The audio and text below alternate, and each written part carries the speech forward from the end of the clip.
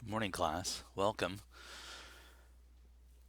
This is Mr. Roberts at Shasta High School, and today we are going to be continuing a discussion about mostly geometry, but we'll definitely be connecting geometry and geometric ideas back to algebra. I'd like for us to begin by considering this diagram. And in this diagram, I have a triangle, and each of the points of a triangle is called a vertex. So this triangle has a vertex labeled P, one labeled Q, and one labeled R. Those are the three vertices of the triangle. And if I wanted to talk about this, I could talk about triangle PQR. Now, triangle PQR is reflected across line L. So there is a reflection that occurs here, and the reflection is occurring across the dashed line L. And when I do that reflection, I get a new triangle. In fact, this triangle is the image of the original triangle. And I want you to see how we label the vertices of this resulting image. We do it using these little tick marks that we call primes. So I would call this triangle P prime, Q prime, R prime. So triangle PQR becomes triangle P prime, Q prime, R prime. So when we see those tick marks, it indicates that what we're looking at here in the form of this triangle is a result of some transformation of the Cartesian coordinate plane, and in this case it's a reflection. One of the things that I think is interesting to look at when I look at these two triangles is the fact that it looks like the distances from, for example, I'll put red dots here where it looks like things are meeting. Actually, it'd be better if I used a ruler. So if I connect these two dots here, yeah, when I connect those, it looks like these two things meet. It looks like this distance, right? It looks like this distance is the same as this distance. In fact, if I do the same thing with from Q to Q prime, whoa, get back over here. From Q to Q prime, same sort of thing happens. It looks like the distance from Q to Q prime is equal, I'm sorry, the distance from Q to the line is equal to the distance from Q prime back to the line. In other words, this distance right here is the same as this distance. And I think the same thing's happening here with R and R prime. The other thing that I noticed is that as I was I adjusted it a little bit because I think I was off at the beginning. But as I draw these lines, it appears, right, that all three of those lines are parallel to each other. So when I connect a point and its image after a reflection, I get a bunch of lines that seem to be parallel to each other, and the distances, I'll mark this one with a sad face, the distances from the point R to its image R prime is equal. They're both whatever the sad distance is. So I don't want you to um, copy this down, but I do want you to create kind of summary notes over this notation and the information in here. So don't go crazy with this, but this is our start notes. And that does not mean I need to see all this. I need to see that you're using good note-taking skills and summarizing this. So part of geometry is the study of the parts of shapes such as points, lines, segments, and angles. To avoid confusion, standard notation is used to name these parts. A point on a polygon where two line segments meet form a corner is called a vertex. The plural form of vertex is vertices. A point is named using a single capital letter. For example, the vertices, corners, of the triangle at right are named A, B, and C. So you can see that.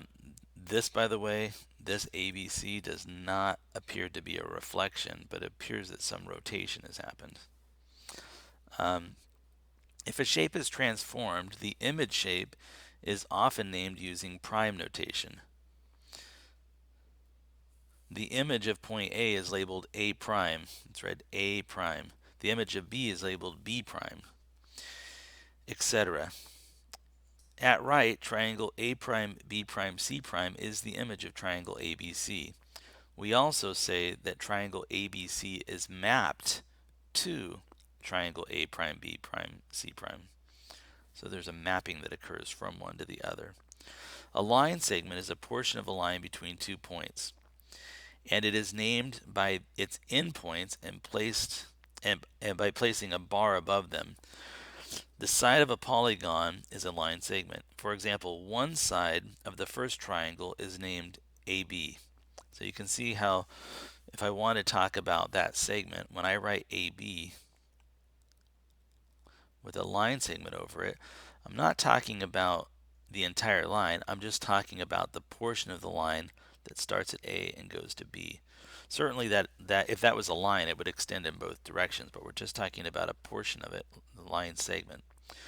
When referring to the length of a segment, the bar is omitted. So if you wanted to talk about how long AB is, we wouldn't leave the bar. We would just write AB is equal to 2. So when I see that, we're talking about the length of segment AB is 2. So this is segment AB, and this is read the length of segment AB. A line, which differs from a segment in that it extends infinitely in either direction, is named by using 2 points of the line and placing a bar with arrows above them. For example, the line below is named DE. When naming a segment or line, the order of the letters is unimportant. Let's say that again. When you're naming a segment or line, the order of the letters is unimportant. So you could also call it line ED. But it is important to note that if I was to say DE, at that point, I'm only talking about the portion that lives between D and E. Whereas if I say, so that's read segment DE, this is read line DE, indicating it goes on forever in both directions. An angle can be named by putting any angle symbol in front of the angle's name, or in front of the angle's vertex. For example, the angle measuring 80 degrees in triangle ABC above is named angle A. Okay, so right here, this is angle A is 80 degrees. Angle A is 80 degrees is a perfectly fine name for that particular angle because it's not ambiguous. I know exactly what angle I'm talking about. Sometimes if you have diagrams that have multiple angles living at one center vertex, it may be necessary to name the angle with 3 letters. So if I talk about angle BAC, oh, not 90 degrees, it's 80 degrees. That's the angle that starts, it starts here at B to here and then to here. So whenever I name an angle with 3 vertices, the middle is where the angle actually lives. So there's another name I could give this, right? I could also call this angle CAB. So there are 3 names that I can give this angle that's 80 degrees.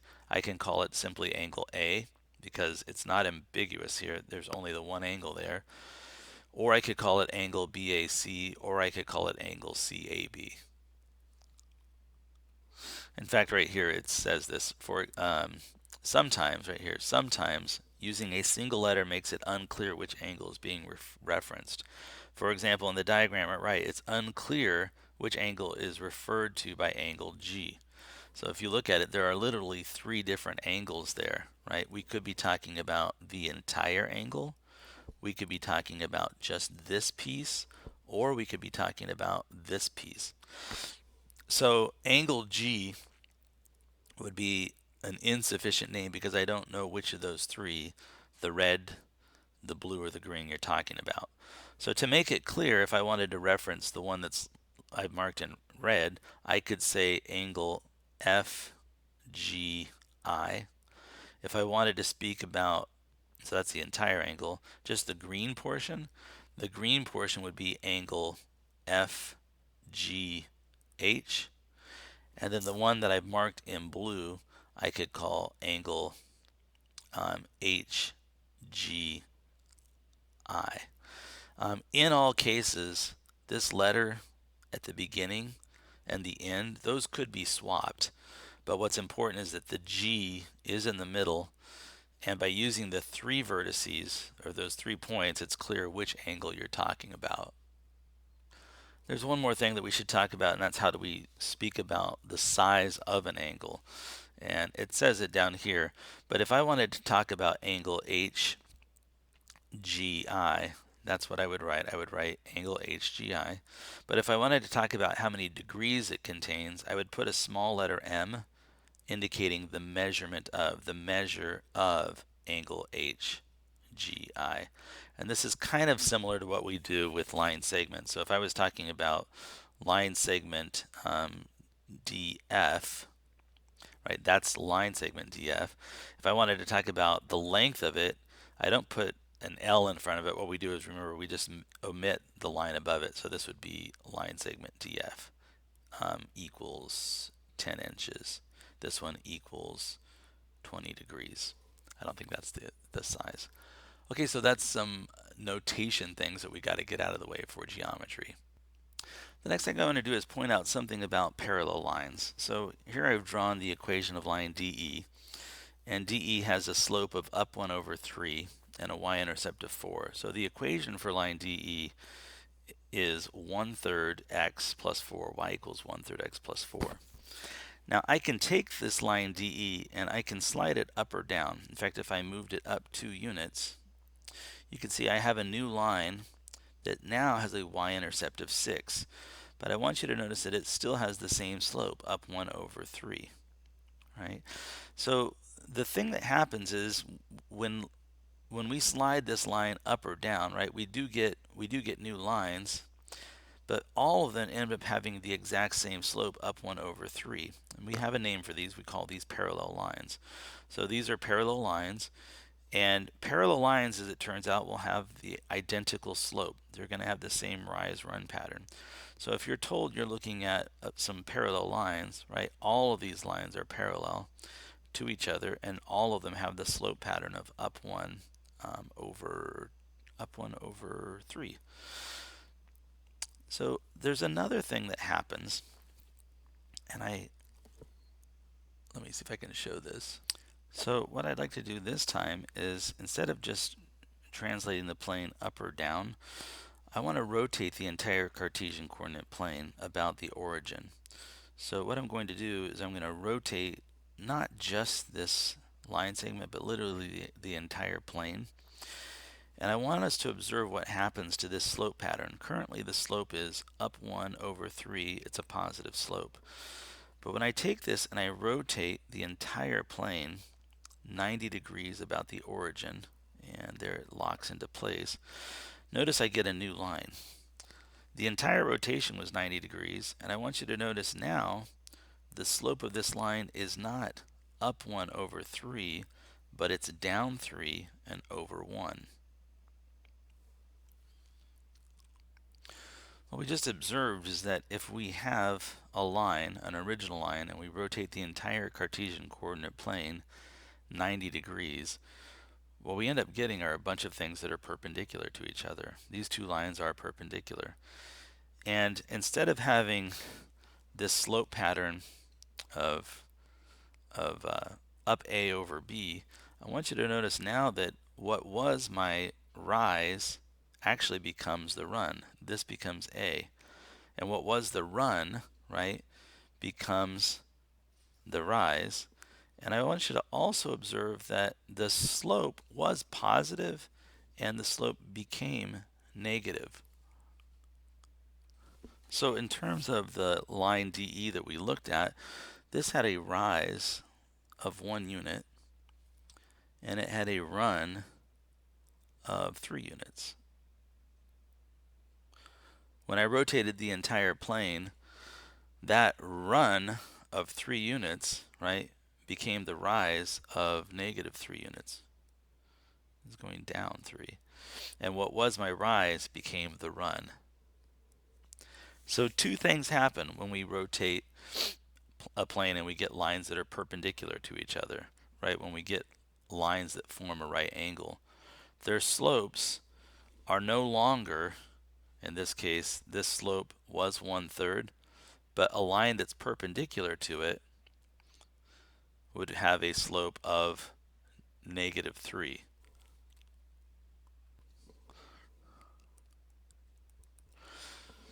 So two things happen, and we need to recall and remember both, right? When we have lines that are perpendicular to each other, the rise and run switch places, and they become opposite in sign. And this is something that will come up often enough that I think it's important that we write it down. And we'll just I'm going to type here, parallel lines,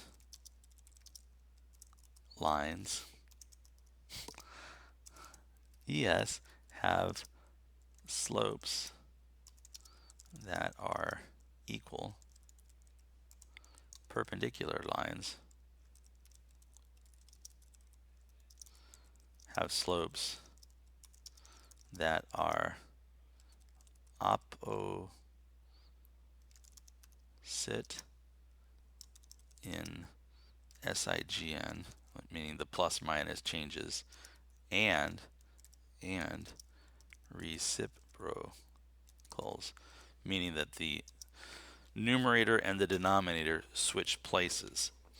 So the game that we're going to be able to play now is I can give you descriptions of lines and ask you to come up with the equation of the lines based on those descriptions. So I want to just do 2 examples and then we'll be done for the day. So this says write the equation of the line that goes through the point 0, 3 and is perpendicular to this line. Okay, so somewhere on the plane I've got some point that lives at 0, 3, and I'm being asked to come up with the equation that goes through this point, right? I want to know the equation that goes through that point. But when I draw this line, I have another requirement. I want this line to hit this pre-existing line at a right angle. I want the line that I'm writing down to form a right angle with this line.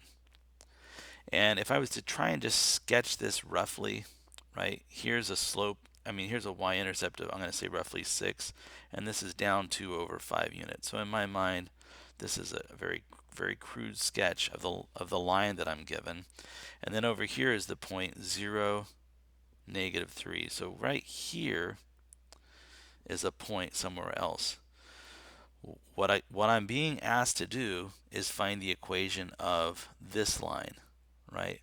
The line that goes through the point 0, 3 and is perpendicular to the line that I'm given. Well, our discussion today is helpful because I know for part A, I know that the slope I'm looking for, right, is going to be positive 5/2. And the way that I'm able to state that is because I see the slope of the line that I was given was -2/5. And if I want a line that's perpendicular to that, I need to take the opposite sign. So in this case, it was negative. It's going to become positive. And I need to take the reciprocal. So I switched numerator and denominator. Well, the other thing that I know is quite nice because we were given the point 0. I know my y-intercept, right? I don't have to go through the procedure to find it. My y-intercept lives at -3. So the equation of the line I'm looking for is y equals 5/2 x and then -3. So that is my answer to part A. And for part B, it says write the equation of a line that is parallel. So these are sparkle words. These are words, right? Perpendicular, and here we've got the word parallel. And when I see parallel, I'm realizing, okay, it's going to have the same slope. And they gave me this line very nicely. I can very easily read the slope because it is in slope-intercept form. I know that my slope is 3/2. So I'm being asked to write a line that's parallel to 3/2 x plus 5, but it has to go through the point 0, 7.